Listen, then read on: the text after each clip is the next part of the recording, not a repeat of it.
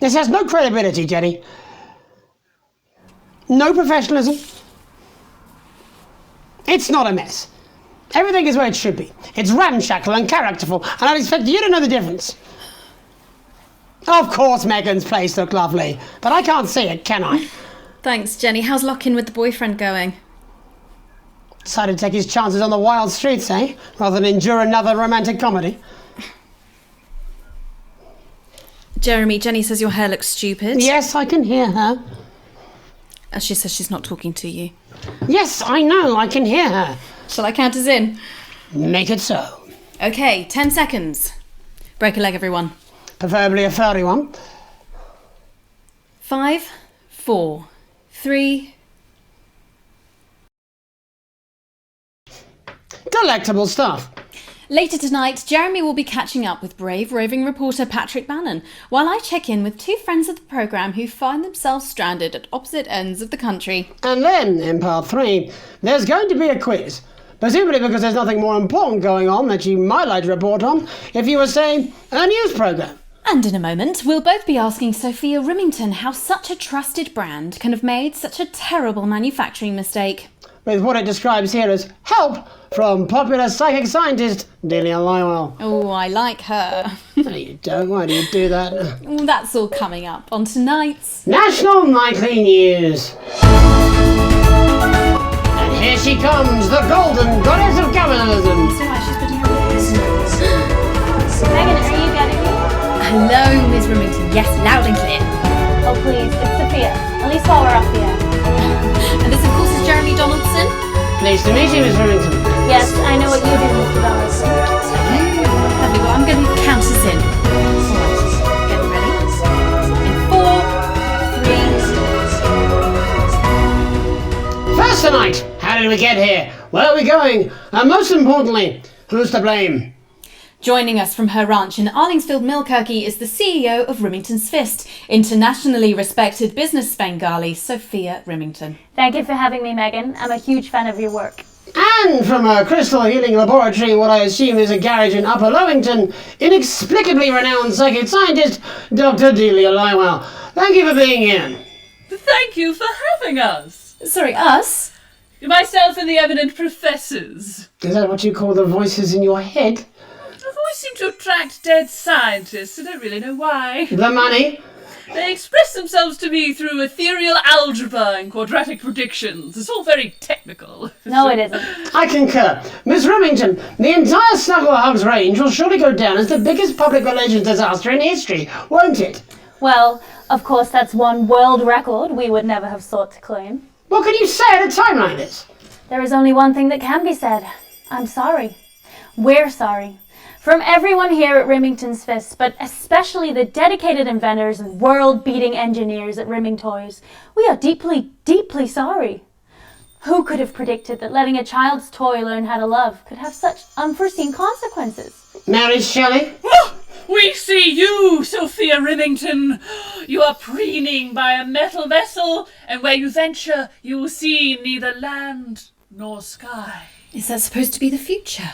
Only the past is concrete. I remember being a child in my grandpa's workshop when he made the first dancing hangman toy. He put it by my bed, and when I couldn't sleep, I'd wind it up and let it go, and I'd watch that happy little executioner just wiggle and wave his tiny noose and dance before my eyes. Grandpa sold thousands of them, on the quiet, obviously, and he used the money he made to found Rimming Toys, which is now just one small part of the global supermassive megacore that is Rimington's Fist. Sadly, we lost Grandpappy along the way. He died in a fire at the preschool tobacco factory, another one of his pet projects. But we never lost his spirit of invention. Yes, I'm not entirely certain what your grandfather's offensive toys have to do with the current predicament. The spirit of invention, Mr. Donaldson. The passion to create, to problem solve. And that is why I'm here today, to tell you about a brand new product we're launching simultaneously around the world from midnight tonight. Woo! We said science! Science! We hear its song on the breeze, its breath on the wind, its fart under the covers. How does she do it? Well, please, don't keep us in suspense any longer. It won't be my future she's making up next. Remington's Fist is proud to present Snuggle Traps. Safety and security in these dangerous times. Each box of Snuggle Traps contains 8 devices, all guaranteed to stop a Mrs. Snugglehugs in its tracks. That's enough for a small lawn or 4 window boxes. And you want to know the best thing? They're only $129.99 a box. Now that is affordable peace of mind. We see you, Jeremy Donaldson. Not now, honey, I'm mid-pitch. The best thing about Snuggle Traps is they're powered by next generation Flardinium batteries. So, however long the enemy lasts, these traps will outlast them. We see you, Mr. Donaldson. You are screaming and yelling. Your friends are crying. They fear you. And then you're gone. Oh my god, I just got chills. Did anyone else just get chills then? I think I did. I think it's more concerned. I think I'd be more concerned about these traps. Quickly, before we go to the break, these appear to be attractively repackaged landmines. Aren't they dangerous, say, to children? Oh, hell yeah. These are not toys, but they're explosive fun. Sophia Remington, Dr. Delia Lywell, thank you for joining us. When we come back, we'll be taking a look at the situation across the country tonight. Don't go away. We'll be back after these bandages. Was that all right? Oh yes, Doctor, that was exactly what we She seems very nice, that young Miss Remington. I think she'd make an interesting dinner guest. Do you think so? I think I'd rather spend the evening shoving Delia's sacred crystals up my sceptical arsehole. Yeah, well, it's been a long time coming. Oh, exactly. You said it, I've said it. I will never He must understand. know, he's not stupid. Why under your I just pillow, don't want though? it getting back to him that it came from us. Self-love, you should support me. Hey, I support no, Jenny. self-love. You're not backing It's out the on me photo now. of yourself you We're in sleep this with together. I'm struggling with.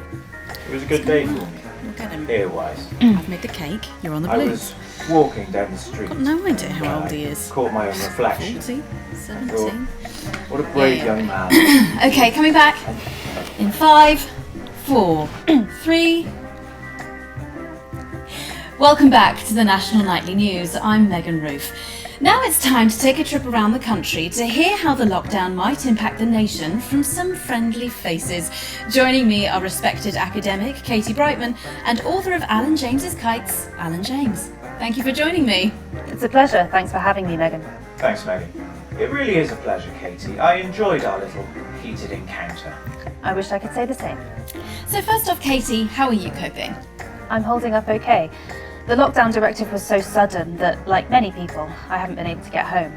Oh no, what happened? I was staying at a hotel after an international policy convention, and we had a particularly heavy night out. You know what economists are like. Notoriously hate splitting the bill. And I overslept, and as you can imagine, I've been here ever since. But there are certainly people much worse off than me. Exactly. My tour has been cancelled indefinitely, and I've had to refund every single ticket, even the cheap seats. Oh, Alan, I'm so sorry to hear that. Yeah, people are being quite rude about it. They don't seem to realise I've already spent it filling the beach house with beef. The crisis claims yet another victim. So, this is just a reminder that my book, Alan James's Reich, is now available in paperback. Unbelievable. What was that? You're unbelievable. So, Katie, how do you think this might affect the economy? Should we be worried? Very, Megan. Not to sound dramatic, but this could be catastrophic. Unemployment has skyrocketed, and frankly, it will be a miracle if a lot of businesses can survive this. There you go, scaremongering again, spreading this latest liberal hoax. That's what they want. They want us quiet. Shh. They want us compliant. Ooh, and they want us inside. A hoax? How on earth can you say that, Alan? Well, I haven't actually seen one of these supposed toys. Have you? Well, no, but Did you know 3,000 people die every year from regular toys? That's a lot of people. And this is no different. You're just as likely to be hunted down by a yo-yo or a tennis racket. He makes an excellent and persuasive point, Katie. Don't listen to her, Katie. The press are the enemy of truth. she's agreeing with you, Alan, you absolute shit! Well, then I must be wrong. Alan, are you now recanting your statement that these toys aren't dangerous? People are saying they're just like normal toys, and that simply isn't true. corrupt media lies. And Katie, how do you respond to Alan's claims that Mrs. Snugglehugs might be dangerous after all? I suppose I guess I'm agreeing with him. Thank you, Katie. I appreciate your support. A lot of folks are saying this Mrs. Snugglehug situation will all blow over, but it won't. Yes, right, exactly. We need decisive action from the government. We need huge financial support to protect our workers and our businesses. We need to support the vulnerable, and we need To repent. Exactly right, Katie. We brought it on ourselves with all our liberal indulgences like art, cake, and healthcare. We need to act now and begin sacrificing our firstborns, or to push a beloved family pet. Absolutely, Alan. If we can all successfully come together as a community and perform the ritual, hopefully we will appease the Great Ancient. Katie, could it be any worse? Luckily, over the past few years under Advance, they've invested heavily into health, so the system can actually bear the strain. Is it lucky that the Llama Lords have unleashed a horde of man-made monsters on its own people to conceal the enemy within? Will you just stop for 5 fucking seconds? The Global Alliance of Fish People are amassing an army to kidnap our children.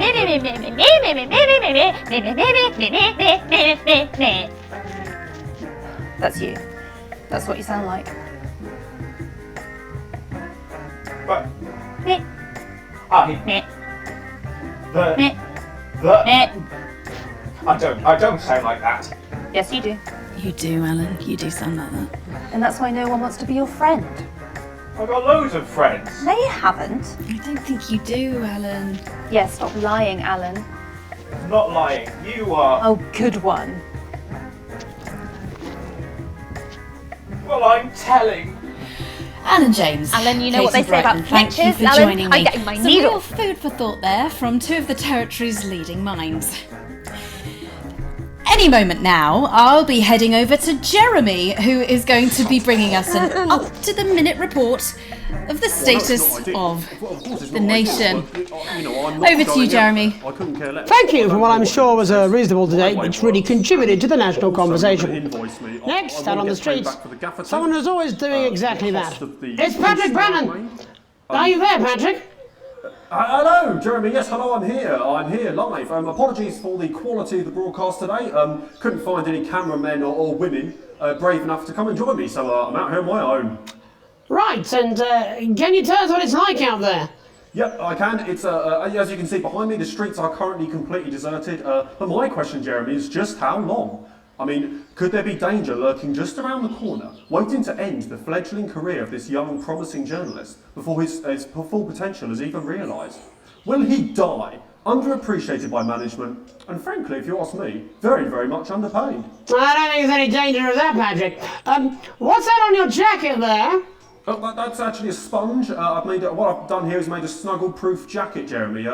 The network didn't bother sending me any PPE, so I've been forced to improvise. In fact, showing the sort of resourcefulness that would make me an ideal candidate for, I don't know, for example, an anchor position starting whenever they'd like. From your point of view, Patrick, just how safe are our streets? Not safe at all, Jeremy, not safe at all. I'd recommend people staying inside, following government advice, and not putting themselves at any risk at all. Unless, of course, like me, it's for groundbreaking journalism reasons. Mm-hmm. And just where are you, Patrick? I'm in the street, on the street. Which street? I think I'm struggling to hear you, actually, Jeremy, there. Which street? Which street are you on? Oh, which street am I on? Oh God. I'm just looking for a sign. There it is. I'm on Bannon Avenue. Bannon Avenue? Yep. Bannon Avenue. Yeah, no, I can hear you fine. Yep, I'm on Bannon Avenue on the sign, it says there. Like Patrick Bannon? Oh yeah, that's strange, that's a weird sign. I don't know what's going on there. Where are you really? I'm on Bannon, Alright, fine, I'm not on Bannon Avenue, I'm at home, to be honest. Alright, fine, but I'm in my bathroom technically, but you know, I couldn't face it, to be honest, mate. It's you know, it's terrible out there. I don't want to go outside. They're everywhere. I'm sorry for lying. We don't expect any less of you, Patrick. Can you hear that sound? What the hell's that? I can, yes. I'm no expert, Patrick, but it sounds unmistakably like a tiny fist tapping on your door there. Oh fuck, it does. Oh fuck, Jeremy, shit, no! Oh bollocks, right. Perhaps there's a small queue of tiny fists, each wielding a different gendered household implement, ready to Fucking bash hell. in the heads of lying little roving reporters. You're lying, aren't you? Oh shit, fucking, listen to me, you bastards! If you're out there, just to piss off, you little fucking snuggle fucks! I'm too talented to die!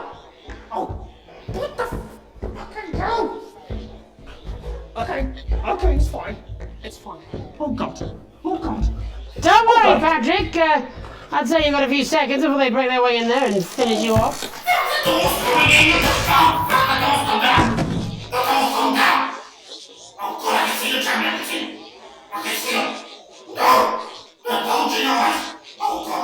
What do you see, Patrick?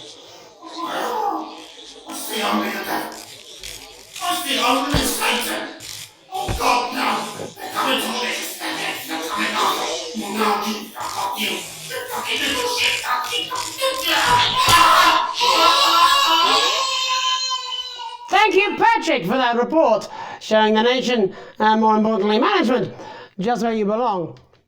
It's time for another break, but when we come back, we'll be hoping to take your mind off the world for a little while, and who knows, maybe even bring you a few smiles. Join us after this. You're damn right. Yeah, I had them delivered. Yes, to Bannon Avenue.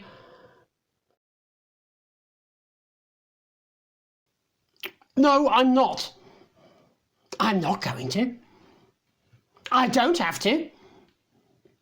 No, you're being a child. I'm not. I'm not. No? No? Oh, 5, 4, 3. Welcome back to the National Nightly. Well, welcome back anyway. We know isolation isn't easy, so finally tonight we have something a bit different for you.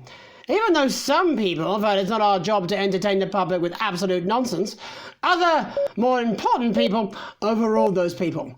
So it's time to find out who will National Nightly win and who will National Nightly lose. National Nightly. Fuck off, Jimmy! There's one thing to do this to me, there's not to do fucking puns. So, how do we play? Well, joining me as a man who knows all about playing, it's Tommy Harris. Hello, Tommy! All right, Johnny. It's good to see ya. And how are you finding the lockdown, Tommy? What do you mean lockdown? The enforced isolation of everyone in the country. Ah, yeah. I think I heard about that actually. Yeah. You're in bed, Tommy. Yeah. You called during nap time, so. Of course, that's my fault. So, why don't you tell us how the game is played? Well, it's pretty simple, Jeremy. You sausage. I'm gonna ask contestants from around the territory 3 questions about what else?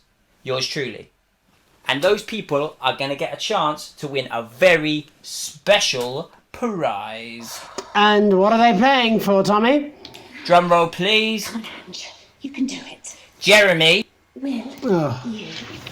No. Thank you. What is that? This. I do. Is that... What do, is that? Tommy. It's my athletic support, do. Jeremy. Oh. But I've signed it. So, Oh, well then, what a fantastic prize. have we got anybody waiting to win this once-in-a-lifetime prize, Jimmy? I believe we have Angie on the line. How do you feel about winning this man's old pants, Angie? I've never been so excited, Jeremy. And can I just say, I love you. Both of you. Well, you've said it now, haven't you? Oh, Angie, I love you. In a way. Tell us about yourself, Angie. Well, what can I say? My name is Angie. Always has been. I'm a human woman, and my dental hygiene has been described as acceptable. Brilliant! Right, well, shall we get this shambles underway? Absolutely, John. Can I get 30 seconds on the clock, please? We haven't got a clock. Yeah, I did ask for a clock. So, Well, why don't you start, and I'll stop you when it inevitably becomes unbearable to watch. I love it. All right, here we go. Time starts now. Question 1. When is my birthday? The 13th of August at 7:19 a.m. That is absolutely correct. Question 2. What? I said, what is my favourite colour? Crushed praline 4. Correct, the colour of my nipples. And finally, Angie dear, what is my star sign? That's a trick question. You were born outside of the human understanding of the cosmos. Unbelievable, that is correct. Stop the clock. Wow, that really was tough to watch. How did you do, Tommy? Well, Angie, my love, you got No, every stay in single your room. question Stay in your right. room. Which of course means you lose and win absolutely I know nothing. you Thanks for haven't. playing, Angie. Don't Bye. ask me. Don't make Do we me have another look contestant on the line at Jelly Bean? We do indeed. We should have Sonia Artleach. Are you there, Sonia? Of course I am, Jamie, darling. Thank you for being here, Sonia. Oh, there you are, Tommy. Mwah. Let me guess, you work in theatre, don't you? Is it that obvious? What gave it away? Was it the glamour or poise? It certainly wasn't your inherent sense of humility. Tell us about yourself, Sonia. Oh, well, if you must play this game. I am a theatrical agent. I represent the likes of Rudy Beefman, Samuel Coffee Cup, and Jodie Carpetburn, amongst others. And how's the lockdown affected you, Sonia? Well, they may have closed the theatres, shut the studios, and boarded the cinemas, but they won't get me that easily. How are you managing without any work? Due to a savvy clause in all of my artist contracts, I am able to claim my 15% from their unemployment benefit. Wow, that certainly is sharp. Standard stuff, standard stuff. And can I ask, where are you speaking to us from? Well, I work from home, you know, to keep costs down. And who's this? Oh, well, you know, when they gave the order, I was actually mid-meeting with a client, so we've been isolated together. No fucking way! What the fucking fuck? Is that Tommy Harris? I'm a huge fan. Can I just tell you how bloody brilliant you are? Actually, Jeff, we're about to play a game, aren't we, Tommy? We got time. Well, if it's not too bold, I think I am in love with you, Mr. Harris. No, it's not too bold. That's all right. Don't worry. Hey, I'd love to show you some of my stuff. I've been working on some new shit. Well, at least you're already aware. During lockdown, we've been workshopping some of Jeff's ideas for much younger children, haven't we? People still let you know their children, do they? Yeah, that's right. Yeah. I've been developing some shows for younger children. Well, we'd love to see it, wouldn't we, Gerbil? Absolutely dying to. Right, so, what do kids love? Timely child support payments from their absent fathers. Shallow and overproduced musical numbers. That's right. Animals! So, I'm trying to address the things that kids need to know, but through a medium that they'll understand. Do you understand? I think so, yes. Jeff's one of my best clients, aren't you? I am. Yeah. So, the first one we've been working on is called The King of the Jungle's Mortgage Repayments. It's about a lion who's having problems with his interest rates. I see. Does he have a broker? He does, yes. He's a porcupine. How did you know that? Well, your work is universal, darling. It speaks to people. I'm going to say something to you, mate. I think you're onto something here. Oh, the bear! Oh, yes. Right. This one is much better. So, this one tells the tale of Mr. Bear. Now, Mr. Bear is a very sad bear, because all of the other bears don't think that he'll amount to much, and they tell him that his plays are lazy and derivative. I think you're onto something there. Now, Mr. Bear is a tragic figure. Picture this. He's at his lowest ebb. The trees are closing in. He can't even face his salmon, can he? No. But then he meets someone that will change his life forever. This is fucking gripping. That's right. He meets a wise old octopus who takes him under his wing and says, "No, Mr. Bear, Don't be sad. You're not like all the other bears. You have this ambition and these dreams. Such fucking dreams. I think I love you, Jeff. And what you need to do, Mr. Bear, says the octopus, probably doing an 8-armed gesture or something. What you need to do to find happiness in this crazy old forest is you need to set yourself more realistic goals. It's called Mr. Bear Lowers His Expectations. Wow, you really have taken yourself to new depths. And what do you want children to take away from this? Oh, fuck shit, fuck. What? I said a more realistic worldview. Are you alright, Jamboree? It's Jeffrey. My name is Jeffrey Yes. Donington. No, stop. How does it end? We need to know how it ends. Well, all the animals learn a thing or two about inevitable mediocrity. And Mr. Bear settles down near to his parents' cave, stops trying to make his band happen, and he goes into bear telemarketing. Becomes a bear maths teacher. Oh, and we end... We end on a big musical number! Oh, there's dancing. It's very repetitive, so it's catchy but not too challenging. Well, if you like, I could go and get my boombox. Yeah, do you know, I might be able to... Hang on, can we get Angie back? Why not? The more the merrier, as they say at orgies. Right, I'll just fill then, shall I? Coming up in a moment, it's the world premiere that nobody saw coming. Or wanted. At all. I can only apologise in advance for what we're all about to... endure.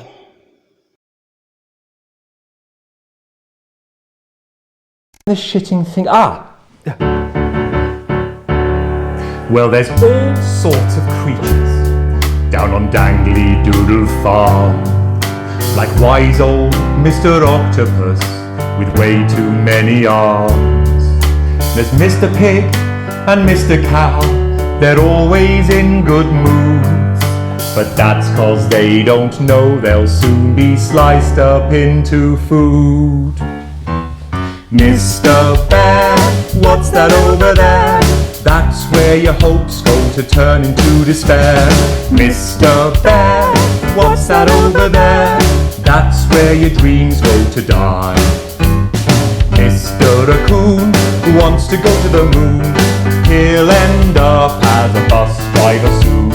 Mr. Porcupine thinks he'll read the news at 9. He'll end up as a janitor who stinks of turpentine. Mr. Tiny Mouse thought he'd own a massive house. Ended up in a bedsit where he can't control the louse. Mr. Horse thought he'd go into professional sports. Now he's an alcoholic and he's on his third divorce. Mr. Bear, what's that over there? That's the place your life becomes an endless questionnaire. Mr. Bear, what's that over there? That's where your hopes go to die. Lower your expectations. Maybe you could get a job in telecommunications. No matter how you try, you'll never reach the League of Nations. The best you'll get is middle rank in trading operations. So lower your expectations. You'll never win an Oscar, so there's no congratulations. The future that is coming will not meet specifications, and no amount of visualizations will save you from your own deterioration. Mr. Bear, what's that over there? That's a tramp who thought he'd be a multi-millionaire. Mr. Bear, what's that over there? That's where self-esteem goes to die. Mr. Bear, what's that over there? That's the disappointment that is waiting everywhere. Mr. Bear, what's that over there? That's where your schemes go to die. That's where your dreams go to die.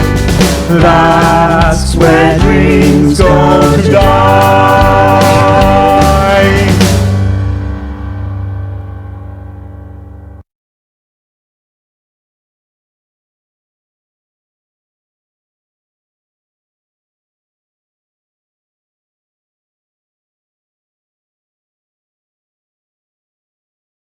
Good, yeah, I thought that went fucking well, don't you? Fantastic. Yeah. Let's go and have a G&T. Oh, bloody good idea, after you.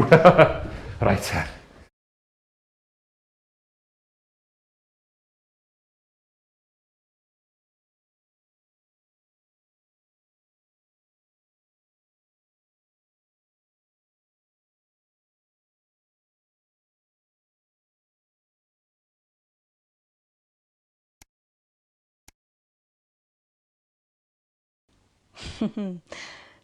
Well, I'm sure we'll all still be singing that tomorrow morning. That's it from us for tonight. Many thanks to all our guests. I look forward to seeing them all again. Eventually. But before we go, Alex, I wondered if I might have a word. You see, I've had my eye on you, friend, and I've got to say I'm not liking what I'm seeing. You keep letting me down, chum. Playing it safe. Making the dull, boring choices, failing to assert yourself. No one likes a pushover, Alex. You know that. And frankly, chum, you're acting like a bit of a wimp. Alex, will you give away your passport so my super rich sibling can abandon us all? Sure. Here it is. Pathetic. Can I have the money we need for food so I can go around the continent on a jolly? Sure, Susie. We can always eat your grandma when we run out of food. Wouldn't it have felt better to take charge? Aren't you tempted to just lay down the law? You know what's hot, Alex? Other than me, obviously. Confidence, power, control. We're all drawn to it like rats to the piper. Don't you care where your son goes at night? You will when you find out. Look, far be it from me to try and lead you down the dark pathway, although sort of is my whole raison d'etre. But imagine, just for a moment, that none of this was real. It was just some stupid game where you could just do it all over again if it all went wrong. Imagine if Sam and Charlie and Susie were just characters. Wow. Think of all the fun you could have. Just being bad, you know. For the hell of it. My name's Megan Wolf. Have an evil night. Ugh. Jen, I'm just gonna go smoko, okay? Can you get Bozeman on the phone? Babe, I don't care if this is a dream, a bad trip or a shock-induced coma. I did not sign up to be dressed like a slag doshing out wristies for a 20. All right, I'm a professional news anchor, not a fucking bogan. It's bad enough that he makes me do that unconvincing accent the whole time. I mean, look at this. My skirt's so short you can see my jute. Alex, why don't you wake up, You fucking perv.